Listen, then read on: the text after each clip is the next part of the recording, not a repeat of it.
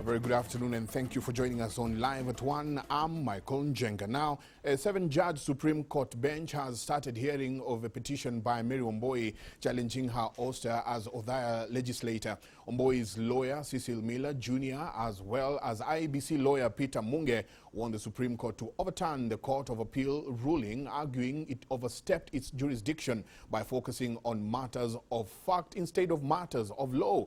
Our senior reporter Francis Gashuri is at the Supreme Court and now joins us live on phone for details on this. A very good afternoon, Gashuri. The 7-judge bench has kicked off. What are some of the issues coming up during this hearing, Gashuri? Thank you very much and a good afternoon to you, Michael Njenga. We have taken a 2-hour break. The court has adjourned. We will be reconvening at 2:30 p.m. For the continuation of the first day of the hearing in the petition filed by Mary Wambui contesting her ouster as Othaya Member of Parliament. And 2 submissions have been made this morning, Mike. Yes. One by Mary Wambui's lawyer, Cecil Miller Jr., and also by the Independent Electoral and Boundaries Commission lawyer, Peter Munge. And Wambui, in her petition through her lawyer, Miller, is contesting the Court of Appeal ruling. She's arguing that the Court of Appeal should not have focused on matters of fact, but rather matters of law. Yes. What essentially the law says in relation to the jurisdiction of the Court of Appeal on matters of petition. She's arguing that the High Court that had upheld her election had had all the issues that had been raised by the petitioner, Peter Kingara, and even got an opportunity to listen to the witnesses, also got an opportunity to verify the documents and the affidavits that had been filed. And so the Court of Appeal should have focused itself not necessarily on matters of fact, but basically on matters of law, because the Court of Appeal did not have sufficient time or did not have the advantage of time to listen to all the submissions, the evidence, the testimonies of the witnesses. And so what the Court of Appeal, according to Wambui, should have done is to focus on whether the High Court stuck to the law on matters of the petition. And the second issue, Mike, that yes, Wambui is raising is a technicality that the Constitution stipulates the period that petitioners have to file their petition challenging the election of a member of Parliament, a governor, a senator, or a member of the county assembly, and indeed even a person who is contesting a presidential election. So she's arguing that in this case, the petitioner had a period of 10 days to submit her application. That was between the day the election results were announced. They had 10 days, and those 10 days, according to her lawyer, were lapsing on the 2nd of April. But according to Wambui, the petitioner, that is Peter Kingara, filed the petition on the 8th of April 2013, 6 days later than the stipulated period. So she's arguing that the High Court should not have had Kingara's petition from the onset, and so she wants the court to declare the petition annulity because, or to declare the Court of Appeal ruling annulity because the proceedings of the High Court in the petition should not have been held from the onset because the application was filed later. Yes. And so the IEBC lawyer, Peter Munge, is also holding the same view that Kingara's petition at the High Court was filed 6 days later than the stipulated period. So they are seeking that the Supreme Court overturns the Court of Appeal ruling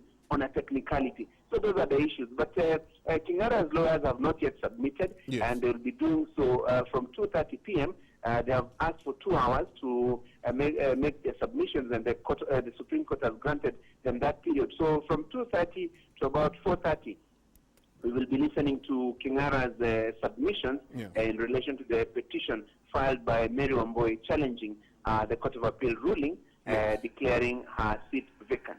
Well, Gashuri, even as the submissions continue later in the afternoon, what happens to the by-elections? I mean, the IBC had already declared that the by-elections will be.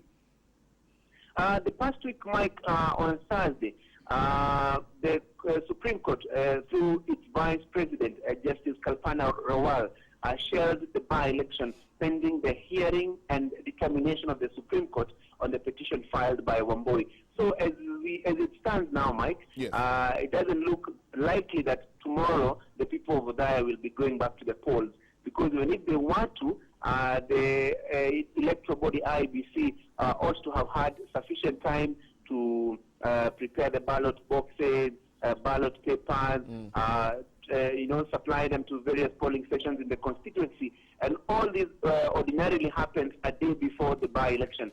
And since the two contestants for the two main contestants for the by-election are hauled up in the court today, it looks very unlikely that the people over there will be going back to the polls tomorrow to elect their member of parliament. Because as it stands now, we'll have to wait for the hearing and determination of this petition. But of course, by the end of the day, the Supreme Court judges will also outline or also help us to answer this question on when the people over there should be going back to the polls. But certainly, by the look of things, Mike, it doesn't look like they will be doing so tomorrow. Well, thank you very much, Francis Gashuri. Even as you keep an eye on that, we've been talking to a senior reporter, Francis Gashuri, who is at the Supreme Court where the hearing for Udhaya by-elections is going on. Of course, we'll be giving you a detailed coverage in our subsequent bulletin. Moving on, two middle-aged men are nursing serious injuries at the Moi Hospital in Voi after they were attacked by a gang of unknown men who are armed with crude weapons, including machetes or pangas. Last night, the attack took place at Mwerangini village in Voi County.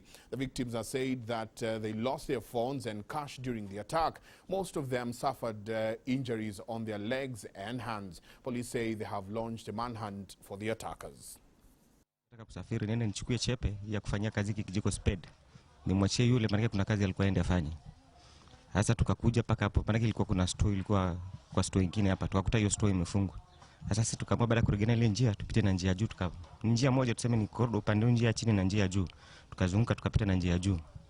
Tukaenda kufika hapo kwa Bishop mbele. Ni mali kwa kuna security light. Jamaa mwingine akatufuata nyuma akatuambia huyu mtu anapita hapa ni mbaya, huyu ni mbaya. Baadaye tukakuta kumbe ni vijana wa mtaani wamefanya hiyo shughuli. Maana walikuwa wamelewa, wote walikuwa walevi. Na huyu ambaye alitekeleza hicho kitendo yeye alikuwa nyumbani, lakini akawa anaongea kifedhuli. Maana anasema nishamaliza watu, nishapiga watu. Kwa hivyo ni kitu ambacho alikuwa anajua anafanya nini. Still on matters of crime, the body of a man and a woman said to have died on Thursday evening was discovered yesterday in their home in Lakisama Estate in Kasarani. Residents are said to have been alerted by the foul smell coming from the house that saw them recover the bodies. It is alleged that the man stabbed the lady to death before committing suicide. It was a foul smell coming from one of the houses that alerted residents of Lakisama Estate in Kasarani that something was amiss. And it was easy to narrow down which house after word went round that the owner, a vocal young man, hadn't been heard from or seen since Thursday. Their fears confirmed when, upon breaking down the door, they found the body of the said young man and another woman lying on the floor, dead. What has since thrown many aback, and especially the families of both the deceased. Kwa hiyo nyumba, tangu kuja kwa hiyo nyumba, hatukuwa tumejua mahali anakaa. Tulikuwa tunasikia tu anakaa Lakisama, na hatukujua nyumba yake. Hata ukimwambia akulete mahali anakaa, anaenda hivi hivi. Sasa nyumba yake hatukujua. Leo ndio tumejua. Mimi niliongea na yeye mwisho. Siku hiyo ilikuwa imesemekana ametoweka hiyo. Na ilikuwa ni kuje kwake juu walikuwa wamehamia hiyo nyumba hiyo Monday. It is alleged that the young man and lady, both of whom are married elsewhere with children, were having an affair, with police sources intimating that the man stabbed the woman and then committed suicide, having left a note explaining the reasons behind the acts Thursday, only for their bodies to be discovered Sunday evening. Kama community policing, inatakana iwekwe mikazo sana area ya Lakisama, kwa maana ni kama inadidimia. Na hii mambo ya mji 10, hiji mji 10 zitalete mambo yatakuwa rahisi. Investigations into the crime are ongoing. Evelyn Wambui, Citizen at 1. Well, on to trade unions war now, and the differences between Central Organization of Trade Unions, COTU, and PUSETU played out in the open today during a meeting with the Parliamentary Committee meeting at Parliament. Members of the PUSETU are unhappy over the presence of some COTU officials and threatened to walk out of the meeting. The two rival unions are embroiled in a fight over who should organize Labor Day celebrations. Our reporter Alex Kubasu is currently at the meeting and now joins us live on phone from Parliament buildings. Very good afternoon, Alex Kubasu. Yes. Fighting going on, or rather a tussle going on between COTU and PUSETU. What's the update? Yes, we are here at the Labour Committee meeting. The Labour Committee meeting is currently underway. The members of PUSETU, who are led by their chairman, Tom Odege, and Sami Kubasu, who is the vice chairman, as well as the Secretary General, Dr. Charles Muhwaya, and a board member, that is Wilson Sosion, have literally walked out of the meeting called by the committee because they were uncomfortable with the presence of the MP for Kikuyu, that is Honorable Member George Muchai. And so they walked out of the meeting saying they demanded that the natural justice that Muchai was an interested party as a COTU leader could not allow them to sit. So they walked out of the meeting despite the appeal from the chairman of the committee to allow them to speak. Well, Alex, have you had time to talk to either COTU or PUSETU officials to tell you what exactly the war is all about? Yes, I've spoken to the PUSETU, yes, but currently it is Atwoli who's just walked into the meeting, so he's currently speaking to the committee members. But the PUSETU people have said they are not sitting or negotiating anything with the committee unless Muchai stepped out. And the Honorable Member Muchai said the standing orders could not allow him to walk out of the meeting, so he stood his ground, and that led to PUSETU walking out. Currently, it's COTU chairman, that is Francis Atwoli, talking to the committee. Why exactly do they want Muchai out of the meeting? Because Muchai is, he calls himself de facto Deputy Secretary General of COTU. And secondly, they also have allegations that Muchai issued some statements that were going against PUSETU. So we are yet to verify the allegations of the abuse that they claim Muchai threw at them, but those are the two reasons why they decided to walk out. One, because it's an interested party as the de facto Deputy Secretary General, and alleged statements that he made in the course of the week against PUSETU. All right, thank you very much, Alex Kubasu there, just giving us the detailed coverage there of what is happening at Parliament buildings, where PUSETU and COTU are supposed to be meeting members of the Parliament. And moving on, Kenya Wildlife Service KWS Rangers, in partnership with Nakuru County security personnel, have recovered 2 rifles around Lake Nakuru National Park, alleged to have been used in the killing of 6 rhinos this year. The discovery of the 2 firearms comes in the wake of a multi-agency security operation dubbed Operation Linda Kifaru, whose aim is to protect endangered rhinos within the Nakuru National Park. The security personnel that we have formed in the sub-county, referred to as Linda Kifaru na uangamize uhalifu au haramia, has indeed paid dividends or fruits. Therefore, the war against poaching in this county will definitely go to higher notch. We've gone. Police in Masaba South District in Kisii County have arrested 6 suspects and netted over 4,000 liters of illicit brew. Masaba South OCPD Martha Ngetich said the suspects will be arraigned in court today in connection with the illicit brew and pledged to continue with a crackdown on those behind the illegal business. On the illicit brews, but in any other illegal business that will be occurring around our place.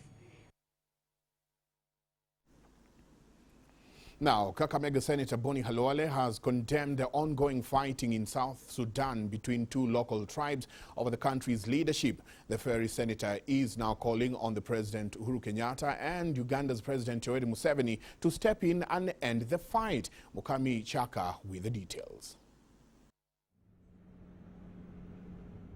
The crisis in Africa's youngest state has left thousands dead and over 800,000 South Sudanese abandoned their homes.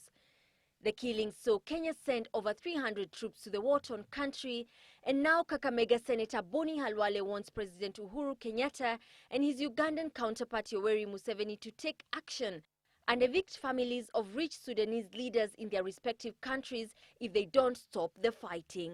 I want to tell President Uhuru kwamba he has the answer in his hands ya kusimamisha vita. Museveni has the answer in his hands. Kwa sababu ukienda Nairobi, wale generals wenye wanaua maskini kule South Sudan, yule President Salva Kiir, yule former Vice President Riek Machar, wote ninawajua. Wao familia zao na ndugu zao wote wanaishi hapa Nairobi, wanasoma universities hapa, wanaishi maisha ya kifahari huko nyumbani mababa zao wakiua watu.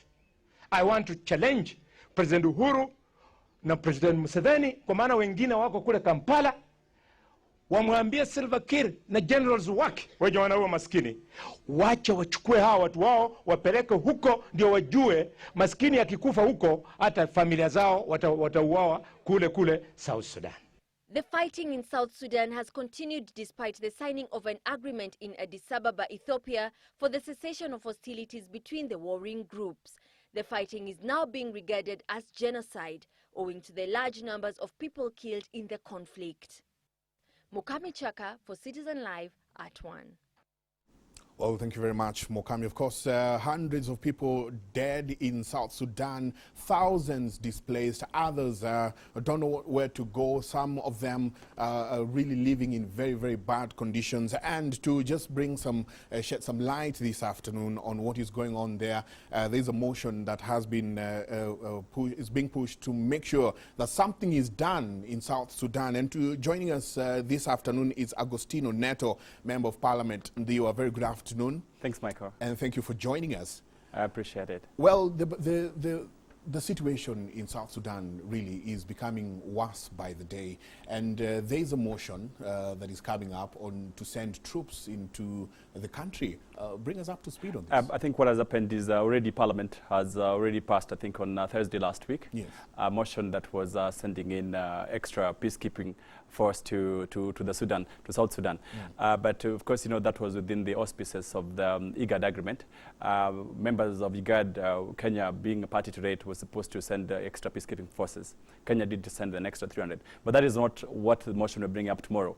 The motion will bring up tomorrow, which hopefully comes to the floor of the House, is brought by the Parliamentary Caucus on Human Rights, yes, which is a group of members of Parliament who are interested in human rights issues. And one of the things we are requesting, and you see the clip there by Honorable Boni Halwale, and I think he says it very well. He puts it aptly. He says the fact that His Excellency Uhuru Kenyatta has what it takes to help stop the situation in Sudan. Why am I agreeing with him? One, we're requesting Parliament tomorrow to resolve that first, His Excellency the President calls for an extraordinary session of the African Union Assembly. What that means is that if at all the extraordinary session of the Assembly, which is basically heads of state of the African Union, they need to pass a resolution to allow military to get into Sudan, not in a peacekeeping manner, because you know the remit of a peacekeeping force is limited. You do not engage in active combat. So actually, peacekeepers always have themselves on the line of fire. Like in the Southern Sudan scenario, you do not really need peacekeepers. You really need active military combat. And that is what we're asking the President to do, His Excellency the President, to call for this extraordinary session of the African Union Assembly of state members of the various presidents, so that, one, they can invoke the principle of non-interference, so that they actively interfere in the course of Sudan by having active military engagement by the various African countries, so that the situation in Sudan is brought under some control. Well, as you said, it interference. Let's talk about interference. Many of this notion that, you know what, we take troops down to South Sudan will be interfering with internal wrangles of the country. Yes, ordinarily, you know, within the premise of IGAD wants to solve conflicts in a manner of dialogue.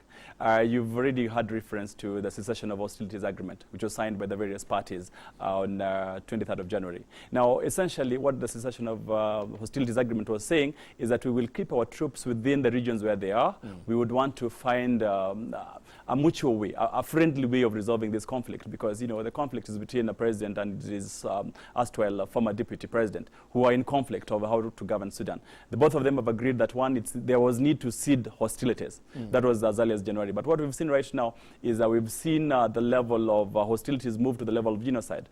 Tribes are being attacked. Actually, half the conflict is now tribally targeted. And that is within the meanings of genocide as per the International Criminal Court definition. So we're saying African Union, however much has an interference principle which they normally invoke, yes, they have a chance whenever there is the level of crime has gone to the level of crimes against humanity or genocide, they can actually move in to send military, which is not just peacekeeping. And that is what we're hoping that we're requesting Honorable Uhuru Kenyatta to do, His Excellency. For the extraordinary session, what happens if the AU takes longer or does not, take any action? Good. We've agreed that we're giving them this week, because people are dying in the Sudan day in, day out.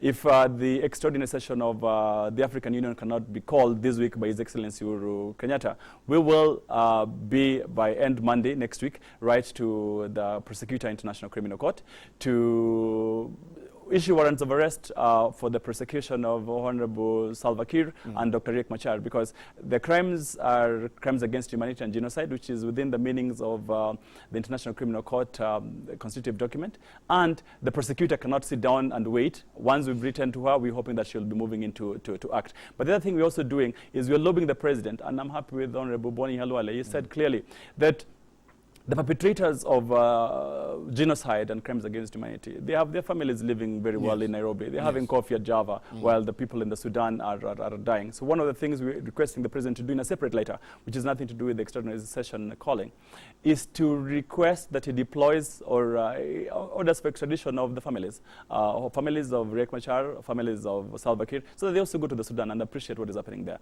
Because you cannot have your families living very well in Kenya, living in plush areas, but the people of South Sudan are suffering. So hopefully, and that is why I agree again with the Honorable Senator, that His Excellency Uhuru Kenyatta has what it takes to help the situation in Sudan come to a halt. And unless they just want to play public lip service, I really think the situation in Sudan needs to be brought to a complete rest in the next couple of days. Well, you've discussed, you've talked about, writing to the ICC. If the AU takes long, writing to the ICC about, crimes against humanity. Do you include such kind of people, the families, the other perpetrators who are living comfortably here while people are dying back in South Sudan? I really think that the two protagonists in this conflict is His Excellency Salva Kiir and Dr. Riek Machar. Yes. The two of them actually have forces directly below them and the army directly under them, perpetrating this kind of hostilities. And I really think once the two of them are brought to book, then the situation in Sudan, of course, will definitely come to a close. But on the other side, if His Excellency the President Uhuru Kenyatta did order for extradition of the families to go back to Sudan, and their friends, the people who are financing them, who are most of them living in Nairobi and in Uganda, then of course they will discover that Kenya and Uganda are serious in terms of making sure that Sudan comes to a peaceful resolution of this conflict. Because right now, the friends and families are living very well. Nothing is happening. We're just playing lip service, and people in South Sudan are dying under the auspices of dialogue. They've disowned the cessation of hostilities agreement, which they signed in 23rd January. So there is no reason why we should be still treating them with kid gloves. Yes. Someone needs to call shots right now, and I really think the buck stops with His Excellency the President. That's why we're pushing some more pressure under him. I'm sure all of them are watching this afternoon, and members of the August House are saying, this has to come to an end. What is your message to them? I really think that Africa is looking up to them. His Excellency Uhuru Kenyatta is chair of IGAD. He must appreciate, for example, that IGAD has failed in trying to help solve these hostilities, but he still has one more card, and that card is to ensure that the extraordinary session of the African Union Summit sits and makes a resolution by end of the week that we need to send in troops that are going to engage militarily with the various rebels, and also to help pacify the situation in Sudan. And we hope that it can do that, because people will be laughing at Africa, as usual. I mean, look at the Rwanda genocide. It's less than 20 years. Africa was quiet. And Africa was quiet, perhaps we did not know that we could act. But right now we know we have the instruments to act. So there is no reason why we should be watching a genocide and talk stories about it 20 years later, when Africans and African leaders had what it took to help quell the situation, and yet they did not act. If they do not do as Parliament, I think we'll really be pushing for this particular resolution. But apart from that also, like I told you, the Parliamentary Caucus on Human Rights will be writing next week Monday to the prosecutor, in case nothing happens by end Friday. So that at least we see some sanity restored in the Sudan. Okay. Well, Mheshimiwa Neto, thank you very much. Thank you so much for hosting me. Shedding light on this. We'll be talking to Agostino Neto, Member of Parliament in Ndiwa, just to shed light on what should be done to end the bloodletting that is going on in South Sudan. You're watching Live at 1. We take a short break. We'll be right back.